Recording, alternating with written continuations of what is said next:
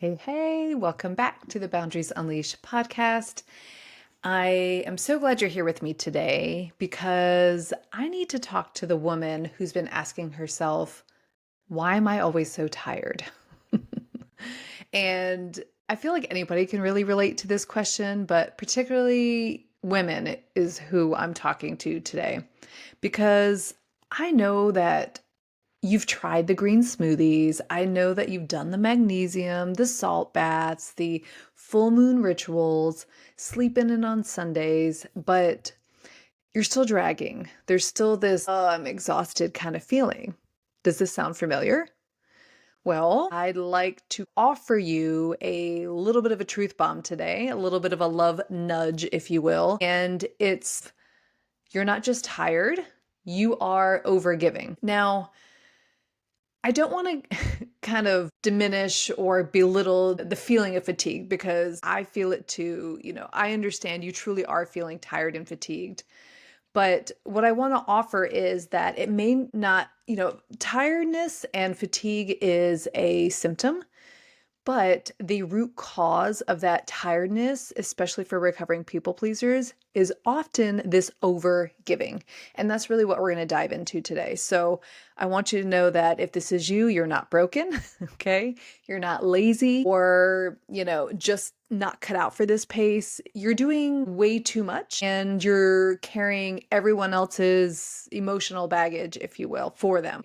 You are doing everything for everyone else and you're pushing through when your body is really trying to slam on the brakes and the check engine light comes on and everything's like, but you still push through, right? So these are the red flags, the wanting surrender flag. Today, I want to break down three main types of exhaustion that I see with my clients. And yes, I've lived them myself, and they are the mental, spiritual, and physical kind of exhaustions. Now, this episode and the kind of breakdown and shift I want to offer today is really going to be pertinent to recovering people pleasers, the boundary curious woman who maybe is in midlife, 30s, 40s, 50s.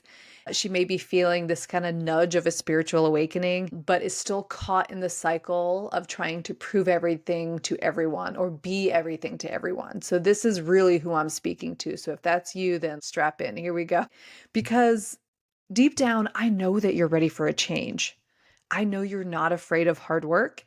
And you just really need a clear plan and some validation that no, you're not imagining this. So let's get into it.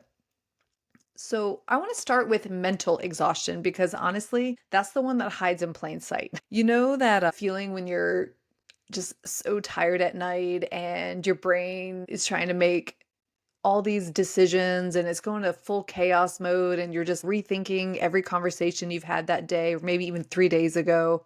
You wonder if your coworker's annoyed with the email you sent or if you said something weird in front of your boss, or you're trying to rearrange your kid's schedule again because, somebody dropped the ball somewhere. And it's really easy to think that all of this is just overthinking, and it is overthinking, but it's more than that. It's mental fatigue from over giving. Now, as a recovering people pleaser, your brain is constantly scanning on how to avoid disappointing others. That decision fatigue that we feel, it's not just life being busy, it's our nervous system is being stuck in quote unquote management mode, right? We're trying to fix everything. We're trying to make everything better for everybody. But here's the thing, you're not indecisive. You're just carrying the load, the mental load specifically, for everybody all the time. That's what's causing the fatigue, right? It's not just your own mental load, it's you're carrying it for everyone else. And we're not designed to be, human Google calendars or Google Drives with everything all organized. We have limited capacity in our busy lives. So what do? I want you to start with this tiny shift where you ask yourself, is this mine to carry? When you feel this mental kind of spin up start to happen, I want you to jot it down. Whatever thoughts are swirling around your head, I want you to just jot it down, give yourself a voice memo, journal it out, find some scrap paper. You just need somewhere to put that overthinking or the initial response. So it's not sitting in the front of your brain when you lay down at night at 11 o'clock at night. So it's allowing us to release the carrying of everyone's mental load, if you will. If you're about to say yes to something, we want to pause. If that's your immediate reaction, we definitely want to pause. We want to take a breath and ask ourselves, is this a yes because I want to, or is it because I'm afraid to say no?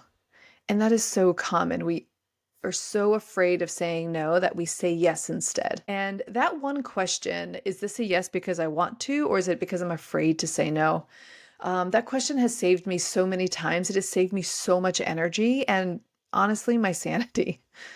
So it's an important one to ask. Is this mine to carry? Now, after mental exhaustion, we have spiritual exhaustion. Now, this is a huge part of the equation because this one is a little sneaky because it can look like you've lost your mojo or maybe some motivation, but reality is just your soul is tired. She's tired. You're not a spring chicken anymore. You've got some experience under your belt, shall we say. You might be in the middle of what I lovingly like to call a boundary-fueled spiritual awakening. And this happened when I had my daughter in my mid-30s. You were forced to have boundaries because of life circumstances, and you were like, oh, I got to do something about this when you were forced into it rather than it being quote unquote an option. So you may be in this spot in your life as well, and you may be realizing that you've been living by other people's expectations or maybe even into their purposes, their dreams, and even things that bring them joy. And you're like, I've always done it for them, but what have I actually done for me? So again, this is what I like to call the boundary-fueled spiritual awakening. It usually happens kind of midlife, early 30s and beyond. Okay, but it can really happen at any time. But when we realize we're in this mode and we realize that we've been living in these old roles, they're not fitting anymore. They no longer align with who we are, with what we believe, with where we want to go. They don't match our growth-oriented current selves. So the thing about when we're in this kind of scenario is when we feel disconnected from our highest self, from our highest intuition, when we can't hear our highest self, it's typically because the sound of everyone else is louder. The sound of everyone else's expectations overcrowds the voice of our highest wisdom. You can't hear yourself over the sound of other people's expectations. And that's a hard pill to swallow. And it's hard to release from and really kind of quiet down the noise. And so and maybe you've tried some things to do that. Maybe you know that that's a problem. Maybe you know that that's a thing in your life. And if you've been trying to get clarity through, say, journaling, tarot, meditation, but you're still feeling foggy or you're still feeling stuck, fatigued, it's probably not because you're blocked. It's probably not because you're like stuck energetically. You're energetically crowded. You're still carrying the load for other people. Other people's energy, other people's opinions, other people's needs. You're carrying that in your energetic field. So spiritually, it's very, very heavy, and it's keeping you from really connecting to your highest self and your highest intuition. So a simple practice that I recommend if you find yourself in this place, which is super common, is I would love for you to create a sacred boundary ritual. Now, this is something I teach in my Leap coaching program, is to have something for you, specifically for you. So that's why it's sacred. It's a ritual. It's something you can hold with reverence. It's something to be protected, to be, looked at in the highest light. And really, it's time with yourself. So I would suggest 30 minutes a day. Turn your phone off. No one else's energy can interact with you. Maybe light a candle, maybe pull a tarot oracle card, maybe sit in silence, maybe listen to soft music. It doesn't matter what you do, as long as that it's your time, your space, your energy, and yours alone. 30 minutes is a great amount of time to do that. I tend to do it myself in the mornings, in the wee hours, in the dark before the world wakes up. And that works for me. It helps that I'm a morning person.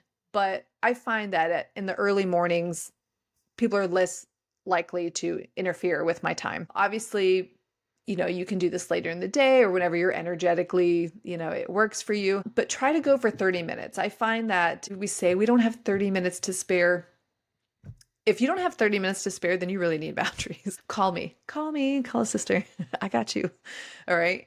But 30 minutes to yourself, this is what's really going to kind of create that space and set the tone for you to really access your highest wisdom, because you're interacting with your own energy and you're not carrying everyone else's energy. Okay. So the sacred boundary ritual, 30 minutes. And when you're in that 30 minutes, when you're having that time to yourself, this is where you can ask yourself, what do I need right now? What do I need to feel lit up and not just useful? What do I need to feel joy? And when you have that space to yourself, you'll be able to hear what that is. You'll be able to access your intuition. You'll be able to access your higher wisdom that's going to give you those answers. Okay. When we're being bombarded by everyone else, we can't hear it. The expectations are louder than our voice. And so giving yourself that 30 minutes, asking yourself, what do I need right now? What do I need to feel lit up? Because we weren't born to be a utility. We were born to be a light. And that's the truth. Now, because this is typically the most prevalent of all the exhaustions, it's physical exhaustion. I left it for last, but here we are. So we definitely feel physical exhaustion. You wake up tired, you go to bed tired, and somewhere in the middle, you're kind of pushing through because no one else will do it. And I know this is common. This happens to me all the time. It's happened to pretty much everybody that I've ever talked to ever on this earth. Okay. You're doing all the things. You're doing the meal prepping. You're going to the gym. You're managing a household. You're crushing deadlines. You're squeezing in your workouts, right? You're doing all these things. And your body still feels tired. You still feel like you're dragging behind your to-do list. So physical exhaustion is definitely one of the most felt and most prevalent forms of exhaustion I feel that we can feel as an overgiver. And let me just say this louder for the women in the back, okay? When it comes to your self-care isn't another item on your to-do list. It is not something that you should be doing. It's something that is just a natural extension of who you are. It's not about, I have to get this massage, I have to get this workout, whatever the I shoulds, okay? Self-care should not be an added item to your to-do list. It's something that's just a natural extension. And typically there's other things that we can omit from our lists that's truly self-care, like that coffee you committed to with your coworker that you didn't really want to go on, but you just felt guilty because you hadn't caught up with her in a while.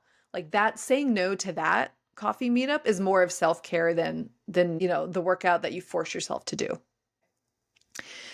So again, self-care isn't something you just add to your to-do list. It's just a natural extension of being. And when you find yourself doing anything, or even committing to something, you want to be asking yourself, does this charge me or does it deplete me? This is something I work with my clients with. We call it energy givers and energy vampires. Does this activity recharge me or does it deplete me?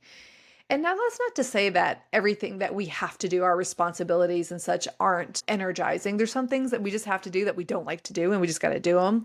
And that's just the way of life.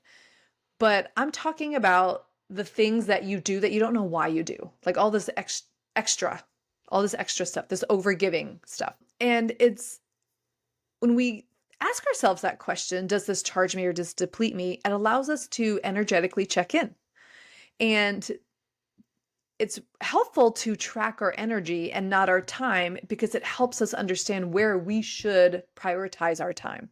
That's always one of the biggest things, right? Like, how do you prioritize your time? I need more time. I need more time. But what if the answer was having more energy, doing the things that actually fill you up?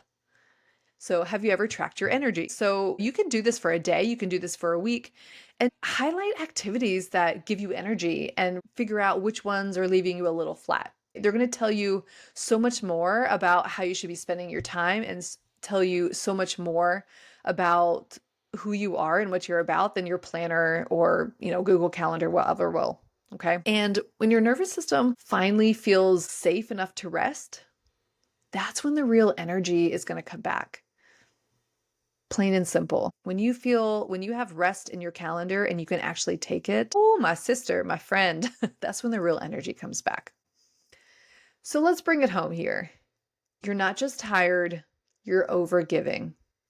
And that exhaustion you feel, it's not your fault, but it is an invitation for you to shift. So mental exhaustion, it shows up as overthinking, decision fatigue, and guilt spirals. Spiritual exhaustion feels like disconnection from your inner voice and direction. Physical exhaustion is your body begging you to stop doing things just to be liked or needed. So before we go, I want to give you a little bit of homework, and I want you to pick one of these boundary moves this week. I always like to start small. I always feel your road to better boundaries is always something start small, and then it just gets better and increases over time. So I want you to pick one of these three things this week, these little boundary moves this week. First one being, I want you to say a soft no without over explaining. No. Full sentence, full stop. The second option is to do a calendar block for guilt-free rest. Where in your calendar this week can you literally block off and let it be your sacred time? Let it be your sacred boundary time. Or third is a screenshot delete of that one convo that you keep rereading and like ruminating and stewing on. Delete that screenshot. Don't sit in overthinking there. Okay? Can we set a boundary there? So these are your boundary moves this week. A soft no with no over explaining, a calendar block for guilt-free rest, or a screenshot delete of something that you keep rereading or keep going over in your mind. Okay, so again, small shifts equal major energy recovery. It's all about feeling your life force again, not feeling fatigued all the time. You don't need to burn it all down. You just need to stop handing out matches to people, okay? And hey, if this episode is really up your alley, if it really made you feel seen, please share it with someone who needs to hear that their exhaustion is not a personality flaw, that, they're not the only ones out there slugging it through, and maybe they just needed a perspective shift, a mindset shift, and this episode could do that for them. So subscribe, leave a review, check out the show notes for ways to work with me if you're ready to get your energy back on your own terms. Know that you're not too much. Know that you've just given too much. And that ends right now. So talk soon, my friend, my powerful friend. You've got this, and I've got you. And remember, love yourself like you mean it.